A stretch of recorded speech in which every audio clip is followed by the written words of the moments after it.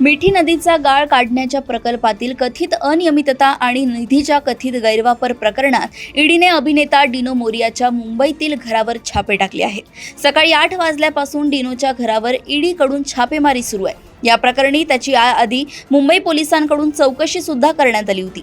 डिनो मोरिया आणि त्याचा भाऊ सॅन्टिनो यांना काही कागदपत्रांसह उपस्थित राहण्यासाठी आर्थिक गुन्हे शाखेनं सांगितलं होतं। डिनो मोरिया हा शिवसेना, ठाकरे गट, युवा नेते आणि आमदार आदित्य ठाकरे यांचा निकटवर्तीय मानला जातो।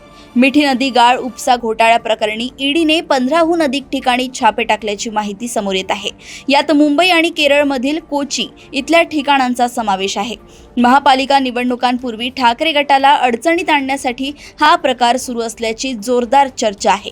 या प्रकरणी 3 पालिका अधिकारी, 5 कंत्राटदार, 3 मध्यस्थ आणि 2 कंपन्यांविरोधात आझाद मैदान पोलीस ठाण्यात गुन्हा दाखल करण्यात आला होता।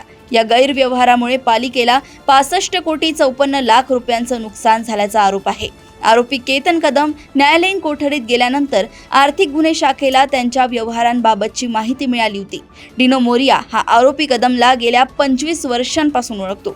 या घोटाळ्या प्रकरणी लेखापरीक्षणही करण्यात येणार आहे। त्यासाठी ऑडिट फर्मशी करार करण्याची प्रक्रिया सुरू आहे।